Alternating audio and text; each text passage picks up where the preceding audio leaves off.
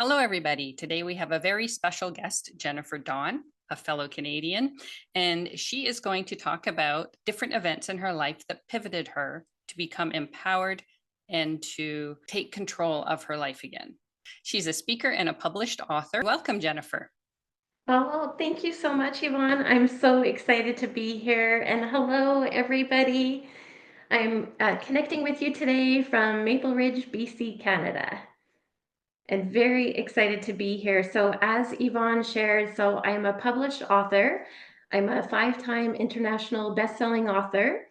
I have been very busy in the last 5 years. So not only have I moved 5 times in the last 5 years, but I've also released seven co-author books, one solo book, and three magazine articles. So I've definitely been keeping busy. And I'm also an intuitive business coach as well as a spiritual medium. And I'm also a dementia awareness advocate as well. So, and also just to let you know too, so I'm also a brand new Hay House author. So my solo book and one co-author book is going to be released at the end of 2025. So very excited about that. Oh, that's amazing. I think most writers in the self help area dream of getting a book published by Hay House. So that is a huge, huge. Thank Thank you. I'm very excited. So the solo book is called Dad's Pennies from Heaven, and in that book I actually dive into the journey that my dad and I experienced because my dad had dementia, but a lot of people don't know in the final week of his life he actually had no dementia. And I audio recorded the last 4 days of his life, and he actually explained what it was like for him having dementia. And he even talked about the life reel and his transition to the other side. Wow. I'm so glad you recorded that. And that's what you're putting in your book? Yes, and Hay House is actually going to release a website at the time of the book release with all my dad's audio recordings. So the whole world will be able to hear all these amazing nuggets that he shared. That's so good because I think people, first of all, we don't understand dementia. We don't, because if we don't have it, and people usually can't express it. So that is Yeah. gold because it will help people caring for people with dementia so much. And pretty much most of us are Gen X and we have aging parents. And we are worried about that because we don't know what their actual cognitive function is because we have no Yes. way to. So I'm interested in listening to that when it comes out for sure. And also I wonder if that's what most people go through at the end, or if your dad had a special gift for you. Thank you. So actually on one of the audio recordings, and I actually transcribed it and included it in the book, he actually shared that he died and he came back in the same final week. And he said that they had him come back so he could share the message.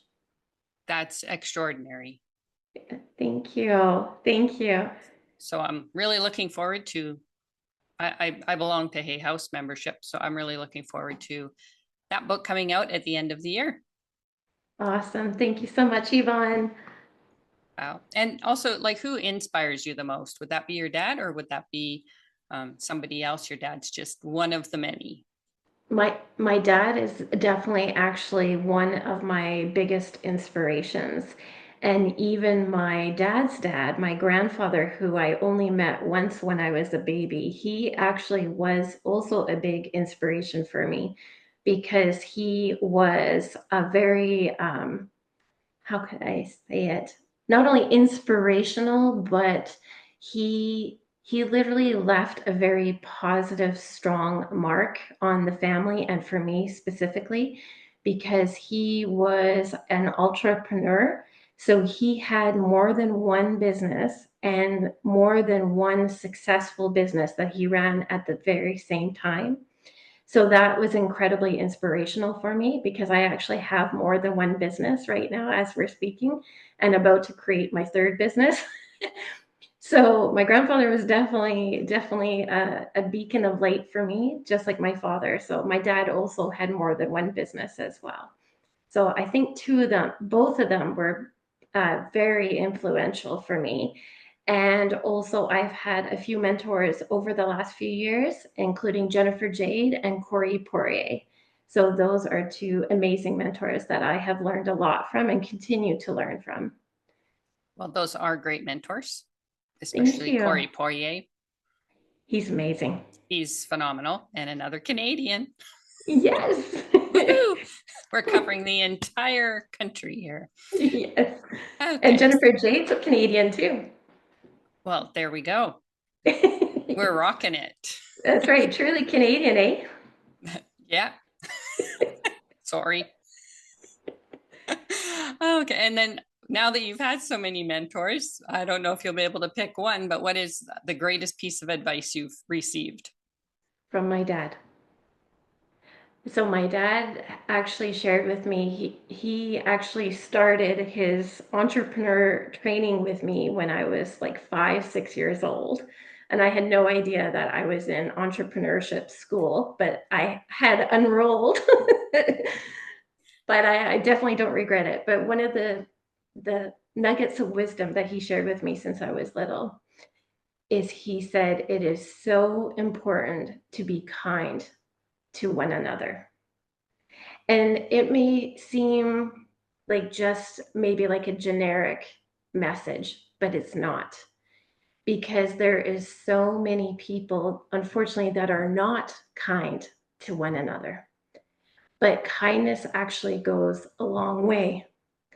And so that was one of the things that my dad always taught me. And when I was a kid, I actually used to get an allowance, and my parents used to laugh because every time they gave me an allowance, I would actually go to the store and buy gifts for my friends and family.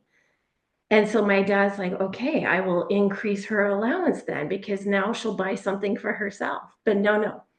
Then I actually said to my dad, I was really excited because then I had more money to get more gifts. So I really did take to heart about kindness when he shared that with me when I was little. I love kindness as a value and a trait because it goes so far and it's free. I mean, you can buy Yeah. people gifts, but for Yeah. we don't have to. We can just be kind. We do not know what's going on in another person's life. And sometimes being kind at the grocery store to somebody is the difference of them having a complete mental breakdown in the middle of Walmart, because we don't know. And I actually was just writing about kindness. So it's interesting you brought it up, and the difference between being kind and being nice.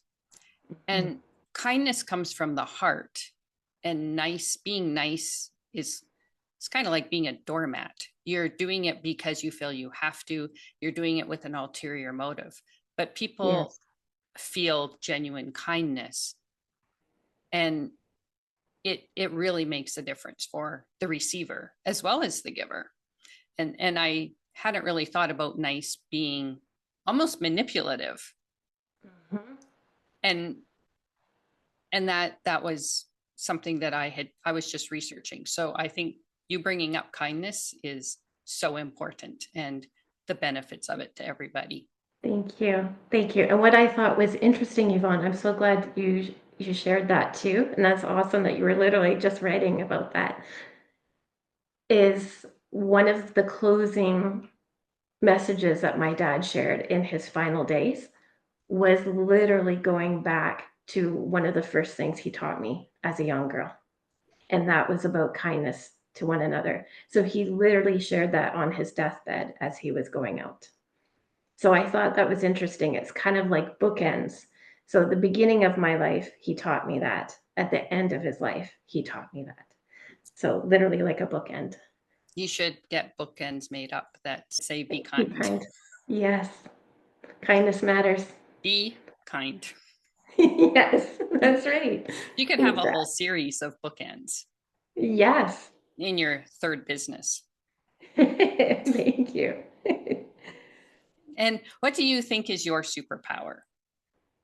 Oh, I love that question because also I don't think I shared with you, Yvonne, but I love superheroes.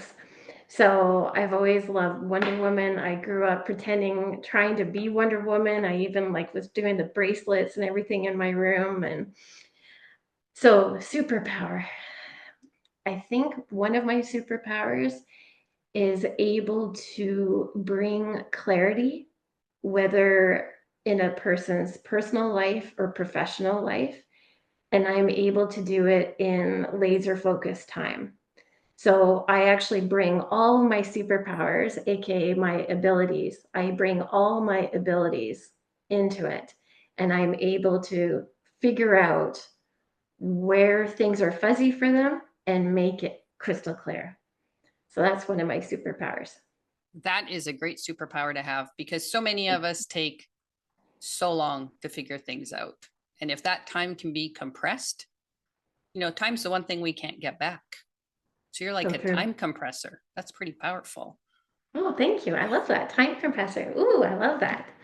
Yeah, I mean, I didn't even do the therapist at the on the chair part. I went straight to the authors, the Wayne Dyers, the Hay House authors to do Mhm. my healing, and it still takes a long time.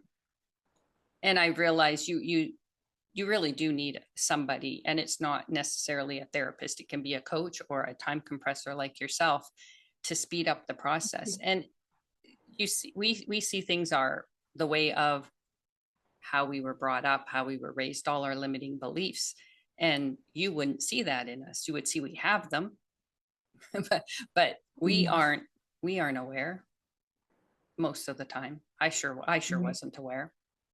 So that's a superpower that you can run with. Thank you. Okay. What advice would you give your inner child now? What that's another really powerful question. Just like most people, I definitely have experienced a lot. And even as a young girl, I experienced a lot.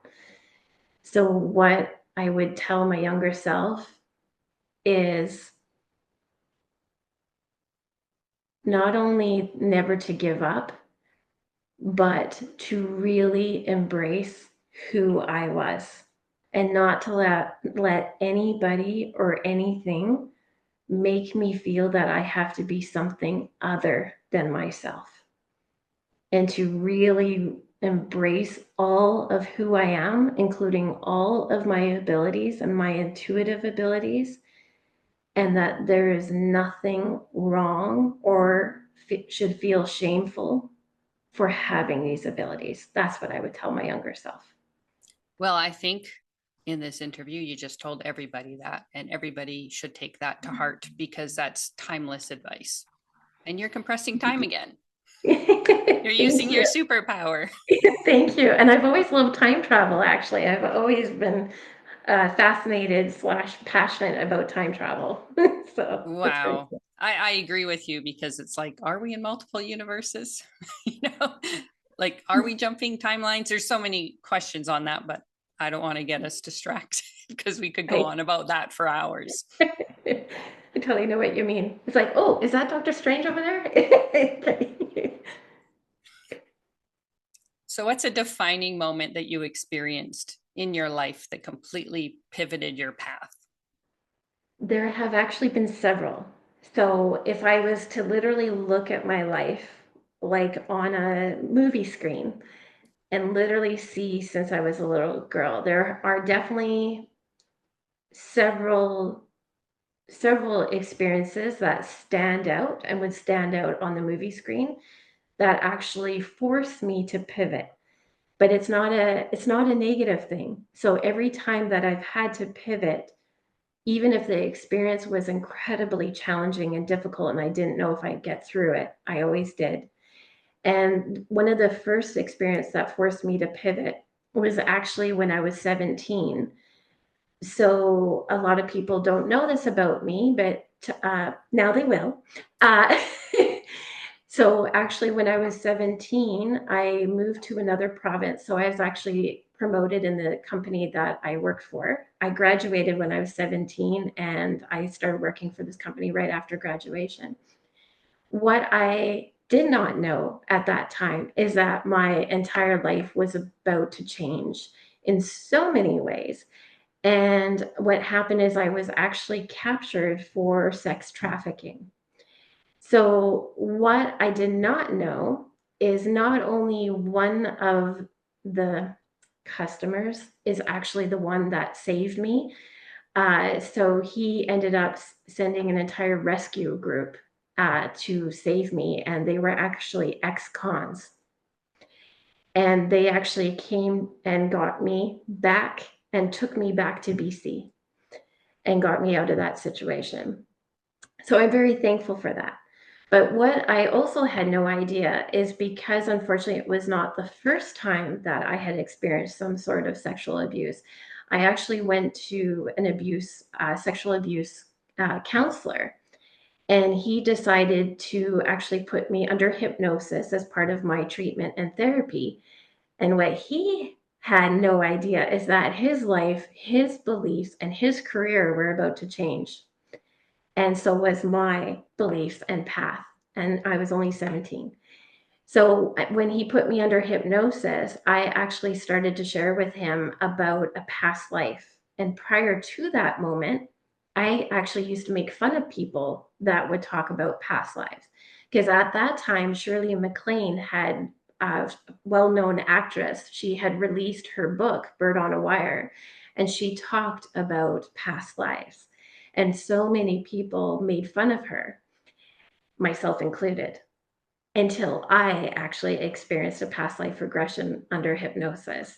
And the therapist had no idea how to handle it because it was his first experience.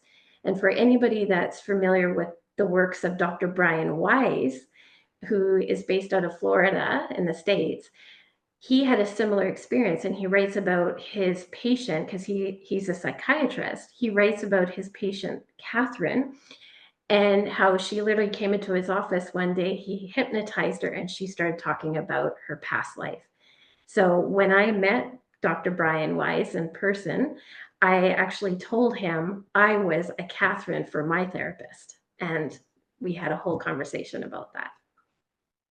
Wow. And did your therapist continue doing past life regressions for people? Is that how his career changed, or it was just Uh, your one incident? as far as I know, it was just the one. But he said it literally changed his whole viewpoint on everything because he honestly didn't even know how to handle it. When I started talking about this past life, he was quite shocked. And it's interesting because what he was actually putting you under hypnosis for was crazy enough. Like he got like it's just that's so massive. I'm almost speechless because you Yes, take an incident you're trying to get help on, and then it brings up a past life, which now I think people have a little bit better understanding that it's a possibility because that's the true. little kids now they're talking. Yes. They really are. And I remember when Shirley MacLaine's book came out and people are like, oh, she's nuts. Hmm. But she wasn't. And I think she knew she No. wasn't, or she wouldn't have put the book out. Yes. She knew Yes. she had to. And I think it probably changed a lot of people's perspective, just like Dolores Cannon, when people start hearing about the past lives. And you actually do past life regressions, don't you now? I do. I actually flew out to Rhinebeck to get personally trained by Dr. Brian Weiss. I read so many of his books. I saw his interviews on Oprah, and he's also the author of Many Lives, Many Masters. And after I read several of his books, I said to myself, I need to learn from him. I need to get trained and certified in past life regression by Dr. Brian Weiss. So that's exactly what I did. Wow. And you have some pretty interesting experiences with that, I'm sure. Oh, I sure do. Because even just the trip itself is a story. So, is it okay if I just share just a little? Just a little, a little? Oh, totally. Okay. So I'm when captured. Okay. Okay, awesome. So when I was booking for the whole certification program, it's a week-long intensive. So when I was booking the trip, there was an option to actually stay at the Omega Institute, who was hosting the training. You could actually stay on campus. And as I was looking at the booking, I'm like, I'm not meant to stay on campus. I don't know why, but I'm not meant to stay there. So I've never been to New York. I've never been to Rhinebeck ever in my life before. I had no clue what I was doing. And all of a sudden, in the corner of my laptop, all of a sudden this place pops up. And for privacy reasons, I won't share the name of the place, but that just pops up in the corner of my screen. And I said, oh, what's that? So I click on it and I book, and I received the email, and I'm like, I'm receiving confirmation that I'm booked for the week-long intensive there. And I'm like, why is there a strange feeling about this? Like, there's an odd feeling. So fast forward, I arrive in Rhinebeck. I meet the amazing woman who takes care of the place. I don't often run and go hug strangers, but I literally ran up to her and hugged her like she was a friend that I hadn't seen in years.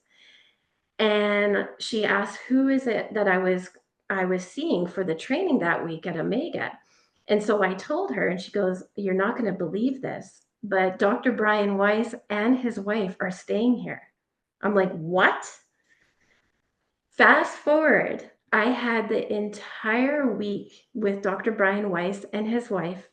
I met the owner of the place that I was staying at, and we were all sitting at a table having breakfast together one morning. And they said, Jennifer, we knew as soon as you booked here that you were literally guided here. And why? Everybody's probably wondering, well, why? Why? Because they never advertise. That's right. They never advertise. And the reason being is because they have all the famous speakers stay at this location, and there's only a couple of rooms, and it's literally just meant for the speakers. So the owner told me as soon as she heard that I had booked, she said that she knew I was literally guided to this place. And she said the only people who stay here are either speakers that are famous or about to become famous. And I never forgot that. Wow. And now you do a speaking. Yes. Yes. So do you think that maybe with your dad, he came to you because you understood a lot more than the average caregiver would? Yes, I do. I do. And it was actually a pretty amazing experience. So also to share with you and your listeners and your viewers, I'm going to share you a little behind the scenes that nobody knows. So with Dad's Pennies from Heaven, I actually had originally released it in 2022 with a self-publishing company. But before I even started to write the book, so my dad passed in 2019. So before I even started to write the book, I kept saying to my mom, I said, this book has to be published by Hay House. I just knew it had to be with Hay House. But then I had a friend who is based in the States, and she had just started her self-publishing company. And she said, Jennifer, I want to help you with your book. I didn't even know how to approach Hay House. So I said, okay, that'd be great. So my friend helped me launch the book in 2022. But it always felt that something was missing with the book. And it always felt like it was almost incomplete. And I couldn't understand why. So I told her I wanted to pitch Hay House. And I said, but this is my vision. I said, not only do I want it to be published by Hay House, it's a 3-part vision actually. I want it to be published by Hay House. I actually want to receive my entire dad's records from the medical board here. I said, I want the entire medical records because the nurse prior to his passing had told me that she actually put in the medical records that 3 days before his passing, all his major organs had died, and that there was no physical way that he could be having conversations with her, the medical staff, and with my mom and I, because his major organs were already dead. So she had a lot of notes in that medical record that I wanted for the book. And that's also why I always felt incomplete. So that was the second part, to get the medical records. The third part of the vision for Dad's Pennies is to have it turned into a major motion picture. I am very excited to share with everybody. I now have 2 parts of the vision complete. I just received the medical records just a few weeks ago. Hay House is so excited. I actually pulled back the manuscript from editing. I'm adding parts of the medical records into the book, and now it feels complete. And now the third part is to have it turned into a major motion picture. Well, congratulations for the Thank first two you. parts and the third, Thank you. because Hay House, it's not, that's not an easy task you did to get it. It's amazing. And I, I think like with the motion picture, do you want it to be more of a motion picture or more of a documentary? I actually see it being both, to be honest. I actually see it being a film as well as a documentary show because there's so many parts to it. It literally could be a show. And my dad knew that I was also a medium. So he found out the night before he passed, actually, that I'm a medium. But I'll save all the juicy details for readers who get to read the book. I don't want to ruin the surprise. But so he knew I was a medium. So he has actually continued his journey with me since his passing. So now my mom actually lives with my fiance and myself and my youngest son. And my dad has actually continued to show his presence and assist with my mom's journey because what a lot of people don't know is my mom has had strokes since August 2021. And a week before my mom's very first stroke, my dad warned me. So when we look at it, my dad passed in 2019, but he has continued to be very active in my family's life since. That is such a gift. It is.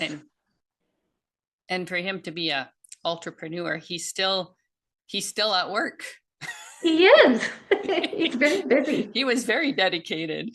Yeah, that it's so fascinating. And I think people's beliefs are changing. I think, or maybe I'm just hanging out with people who are more spiritual, more open-minded, because the other way wasn't working for me. It just was not working for me. And I remember even just when I was going through Sonia Riccati, another fellow Canadian, her program for Bounce Back, and I thought of the documentary because of her movie, and I skipped the chapter on self-love because I didn't need it. Like that was pushing it too far. And I had a friend who I'm like, well, they could use that chapter. And, you know, I did pay for it. So I actually thought, well, they're not going to listen to it. So what I'll do is I will listen to it and then give them the Coles Notes version. I don't think it's Coles Notes anymore, but for us Gen Xers, it was Coles Notes. That's and, right. and then I started listening to it. And then she's saying, yeah, when I first heard about this, it's, you know, I didn't believe any of it. And then she went into it. And I was like, I think I now know my problem. I never, ever even took it back to my friend. I was stopped. I was halted. There was no more moving forward. And I had literally skipped the chapter. And I think when we truly grasp about loving ourselves first, that's when everything totally opened up. Yes. It was like the door opening. Before it was a crack, but the door opening was when I learned I did not love myself. And that's why I was attracting everything I was attracting in my life. And then I had to take responsibility. and then life goes in a different direction. That's exactly how pivots end. And yes. yeah, and I'll actually talk about a little bit about business because that's part of the community. Because when we're empowered, it's because we actually are financially independent as well. And our choices can be made from a place of the heart, not a place of the bank account. Yes. And money is not even really a thing. It's just an exchange of value and an energy.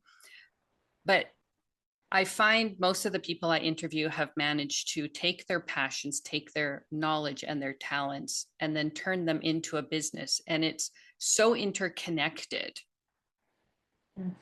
because that it just, there's a need for it to be. You wouldn't be happier. I wouldn't be happier. But I couldn't go back to a 9 to 5. It's impossible. And I was just wondering how you find that work-life balance when everything is literally so intertwined. Oh, I love that.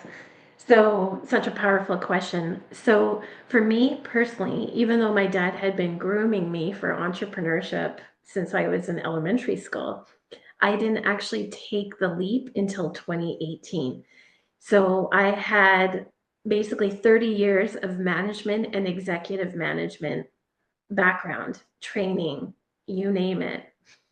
And so I remember the day actually like it was yesterday. So I was sitting in the office. I was actually in veterinary management at the time. I did both veterinary hospital management and retail management.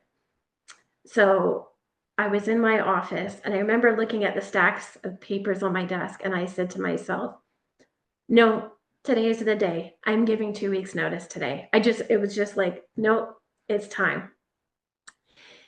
So since 2018, not only has my personal life changed a lot, that was one of the pivots. In 2020, just like a lot of people worldwide, we all experienced COVID worldwide in 2020. In 2020, I made the decision to actually end my marriage and start over again. And when I made that choice, I decided also that I was going to dive into coaching. So even though I was an entrepreneur for a year and a half at that point, I actually started my whole entrepreneurship by offering readings for people, which I still do to this day. So readings, specifically oracle readings. And then in 2020, I said to myself, no, I have all this management experience. I have all this business experience. It feels like it's just going to waste. So I wanted to bring it all together. So I started my intuitive coaching and intuitive business coaching. And then, actually, August of last year, Tyler and I moved to a property in Maple Ridge here that I have always wanted to live on. So I've always loved horses. I was always, always loved horses since I was little. And I've always loved trees. Not that you can see it with the filter here, but there's a whole bunch of trees behind my window here. So our house is literally in the middle of woods. So there's trees all around us. So when I was a little girl, all my friends would find me at the end of the street in woods. I was always playing in the trees, very happy to be in the trees. So since we moved to this property, things have been kind of percolating in here. And literally, with your question, I have literally brought my passions and actually fused it together in with my business. So now I offer not only coaching sessions, not only mediumistic sessions, oracle readings, past life regressions, but I've actually literally brought the woods into my business. So now I offer as an option for people in-person sessions where they literally have grounding and clearing in what I call the magical forest. And the big plan for the property is because this poor property has not been loved for a long, long time. Tyler and I are bringing it back to where it can shine and sparkle again. I'm going to be rescuing a couple of horses and literally bringing back my kid self. And I know everybody has their inner child that is begging to play. So I'm literally going to be converting the two rescue horses into a unicorn and a Pegasus because, yes, fun fact, you can actually order a horn to put on the horse and you can order wings like a saddle. So not only are we going to be bringing this beautiful property back to where it needs to be, but we're actually turning it into a healing sanctuary for both adults and children. So that is the plan that's in motion. Wow. And how to balance, because I do work from home full time, I work for myself full time. I not only balance every single person, every single soul in my home. I have two Frenchies. I have my youngest of three sons, who's my special needs guy. He's 23, but his capabilities is like that of a 9, 10-year old, and he'll be like that for life. So he actually walks around with his Elmo doll and loves his little, LPS, that's little pet shop. So he loves his little figures. So I take care of him full time. Then I also have my mom as well. So not only has she had a series of mini strokes, but she's got the beginning of dementia. And so also once another journey with a parent with dementia. And then I also have my amazing soon to be spouse as well, Tyler. Then there's also me.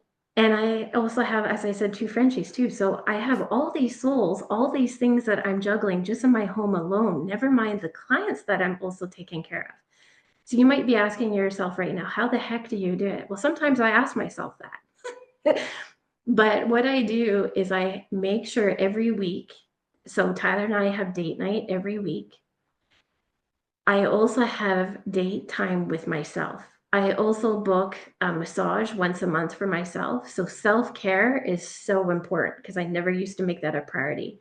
But I've learned the hard way if I don't take care of myself, I'm not good for anybody. So, and I also make sure that I have time with my mom, just my mom and I. And I make sure I have time with my son, Christian and I. And I also make sure I have time with my other two sons, Lucas and Matt. And I also have time with Aria and Sage. So there is 24 hours in a day. I don't sleep a heck of a lot because I also talk to people all over the world, all different time zones. And I'm also a night owl. But because I am so excited about what I do for a living, I actually don't have an alarm clock. I actually get up in the morning and I am excited because I literally live my life with my also from my passions are fueling everything. So because I am living from my soul aligned place, it has actually changed everything for me. So it doesn't feel like a chore when I'm working. When I used to work 9 to 5, just like you were saying, Yvonne, I actually dreaded every morning that I got up. I hated the alarm clock, hated it. And so now it is so exciting for me that I not only get to work from home and I don't have to commute anymore. And I'm so thankful for that. I also get to be home with all the people that I'm close to that I love dearly. And I also have all these amazing friends and clients. A lot of my clients turn into friends. And I have all these amazing people that I get to connect with. And I'm so thankful also for the property that we now live on too. So I literally have all these different things to look forward to, and it's made a big difference. But literally making sure that I have time for myself and then time to give to everybody has been a big thing for me. Wow. So we're going to add to your pieces of advice because you had um, to be kind. And now it's Yes. to be kind to yourself as well and take care of yourself. And I agree. I wouldn't do self-care either. And then I found out about floating baths. And so Oh, nice. once a Yes. month, that is my gift to myself. And I remember when I did the first one, because you're really sensory deprived in the salt bath. And I remember leaping out of it after 20 minutes and I was like, I couldn't do it. And Mhm. now 2.5 hours is like, no way, it can't be over yet. And it is, it's just a Yeah. buildup of, but it's a buildup of self-care is what it actually is. And Yeah. so I'm glad you mentioned that because, and also about the alarm clock. And I don't know, I think it's just, I think I just don't like being told what to do Me in too. work. And, and the thing is especially when it's not something I agree with. So Yes. when you're at work, especially in retail, and the retail only wants you to sell, it's kind of like, and I came from pharmacy, and I Mhm. also at the beginning of 2020, I was like, I couldn't believe how crazy people went. And keeping in mind, I was in pharmacy, I was like, same like you, I'm out of here. Mhm. Yeah. I didn't have a backup plan. I didn't have anything, but I knew, okay, the universe put like 20 things in front of me that month where they're just going Mhm. like, you can't be here. And I realized a lot of it was it didn't align with my values. So when they want you to basically push medications to everybody, and I mean, I actually, COVID finally got me in January, like just a little while ago. It took it a Oh, while to wow. catch, took it a while to Yeah. catch up to me. And it was actually when I needed to slow down and be with myself. And I actually created a lot of content because I couldn't do anything else. And Yeah. I mean, even me, I was like, do we have any pain medication. And I finally found an unopened bottle that had expired 4 years prior. Like we just, and then yet they want me to be Yes. pushing it. And I'm like, but back then I didn't realize that I didn't need it when I was in a marriage that was not healthy. Mhm. I had arthritis. I had migraines. I had all of these physical symptoms that caused me to be taking medication every day. And when I let go of all of that, the work, the X, those Mhm. stressors, I literally, I'm like going, I don't even have, and I think it was even regular strength Tylenol. Mhm. It's like I had nothing. And I Mm. and I reflected and I'm like, I literally have not needed anything because I'm not living in a life being told what to do all the time. And I think that's what we're shifting to is like you Mhm. said, when you leap out of bed, you need less sleep because you're not damaging your body because you're taking care of it. Our sleep is to repair. And if we don't need to repair, we don't need 8 hours of sleep. No, exactly. And then you have even more time to be happy and care for people you want to care for. Yes, It's such a not a vicious cycle, it's the exact opposite. it is. So yeah, it's interconnected, and for you it's working that way beautifully. Oh, Business thank and you. yeah, yeah, that's what I strive for. Just Thank you. It's gonna happen. because we have a lot of the same visions. I don't need horses, but I'm gonna have two pigs that will be bacon. But that's the thing is it's like Yeah. what did I mean, what did I want as a kid? Well, I wanted Wilbur, like Yes. Oh, I it's love it. yeah. So I find we are reverting almost back to our childhood in a healthy way. Yes. We That's just had exact. a 30-year of experience of what not to do, but we developed very transferable skills and we can use them now. Yes, so true. So true. And that's actually one of the things I teach to my clients is one of the ways to find what really lights you up is to go look back at your childhood. What is it that you like to do? Did you like to draw? Did you like to paint? Did you like to sing? Was it dancing? Was it riding horses? Like whatever it is, that is a clue to bring back into your present. I went through that too. I read it in a book, and when I was little, it was all about Lego and Tinker Toys, Meccano. It was all the building toys. And then it's like, well, no wonder I like, and I draw buildings, you know. And so Nice. when I'm designing my retreat, I'm obsessed with the buildings, the structures, the lines. That's what I'm obsessed with. And that is exactly way back 50 years ago what I was obsessed with. And that's what they say, if you like to play dolls or you like to do that, you might be a good teacher, you're a nurturer. There's so many, it's so telling what It you, is. because as a kid, if I didn't like something, I didn't play with it. Yes. You couldn't make me. It's like, no, I don't want to play with dolls. I want the Lego. And and it's so true. Like when we're our as our child tells us so much about Yes. who we are because we haven't been infected with other people's thoughts and opinions by then. And I think it changes almost in kindergarten. Mm-hmm. Or now they have daycare. They didn't have daycare when I was little. They Yeah. just didn't exist. Um, That's, yes. but now kids start. I actually kindergarten didn't even exist. It existed, but you didn't have to go. Now I think it starts when these kids are 4 or 5. You can already see you put a bunch of kids together. But at the Yeah. playground, it's only when you're told that that kid is different that you look Mm-hmm. at them different. But when the kids showed up, they didn't know. So we should learn a lot about ourselves from our childhood and others as well. That's so true. Yeah, we Just, loved ourselves completely as children. We didn't care mhm. if our little toes were chubby. We Yeah, didn't care. And that's now right. now we care about everything. So I love going back to childhood on so many levels. And taking care Mhm. of the inner child is part of that. Because the when things changed in society, when it does not matter Mhm. what culture or anything that you were in, that's when our inner child started not being cared for. And that's what you were saying before, where you go back to when you have it where your inner child needed you.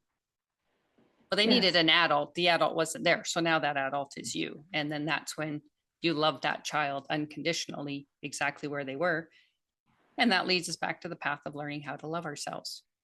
Yes, That's the full circle again. it is.